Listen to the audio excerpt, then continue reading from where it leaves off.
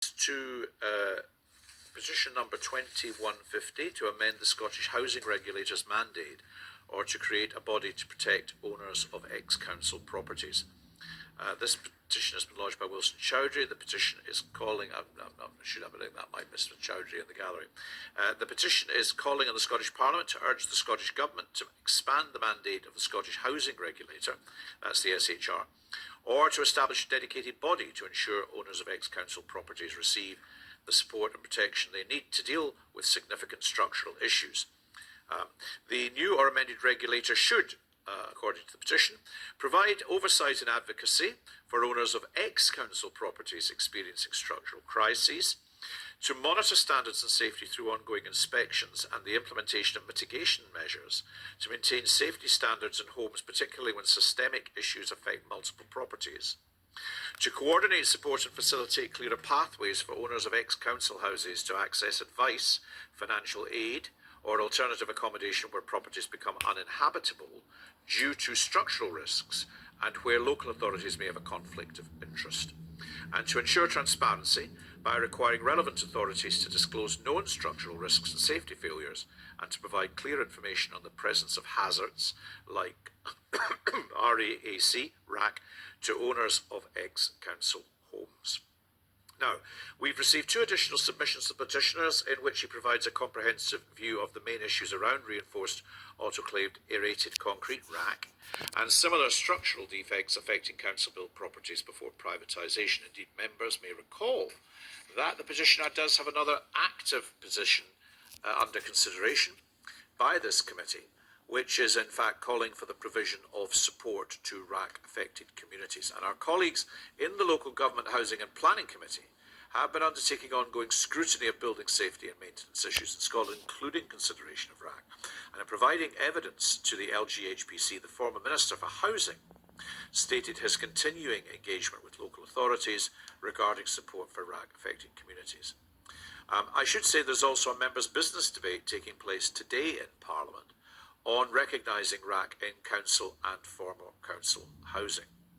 Our SPICE briefing for the petition in front of us today tells us that the Scottish Housing Regulator, that's the SHR, statutory objective under the Housing Scotland Act 2010 is to safeguard and promote the interests of persons who are or may become either homeless, tenants of social landlords, or recipients of housing services provided by social landlords. And the briefing further highlights that the SHR does not have any specific advocacy role nor a statutory role regarding owners of ex-council properties, as I think most colleagues will have established when representing constituents. The Scottish Government's response makes it clear that it has no plans to amend the SHR's objective, which is the regulation of social landlords. The response also reiterates the Government's position that local authorities have a duty to ensure housing in their areas meets the relevant standards. But where ex-council homes were sold under the right to buy, there are no responsibilities further incumbent upon local authorities in terms of the maintenance of those properties, which fall to the owner.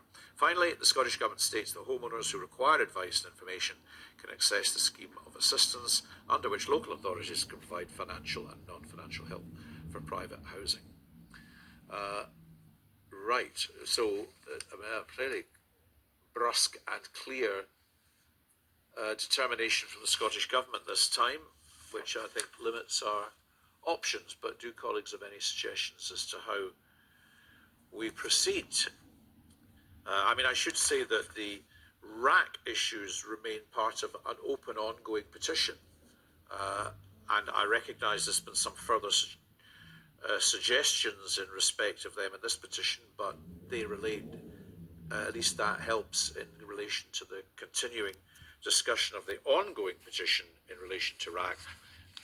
But in respect of the register, the Scottish Government seem to be being fairly determined. But I wonder what colleagues feel in the light of that, really. Mr. Torrance? In light of the Scottish Government's decision not to change Housing Regulator's remit, and they're pretty determined in that, and also because there is an ongoing petition in the petitioner's name on RAAC, I wonder if the committee would consider closing the petition under Rule 15.7 of Standard Orders on the basis that the Scottish Government has no plans to extend the Scottish Housing Regulator's remit of independent regulator of all social land laws, which is set in law, and homeowners affected by serious structural issues can access support through the scheme of assistance provided by local authorities, which can include financial help. Mr. Yu?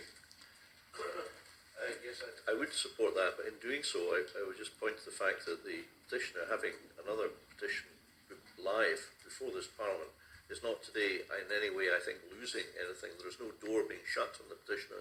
The petitioner is already in the room with the other petition, which is directly considering the RAAC issues.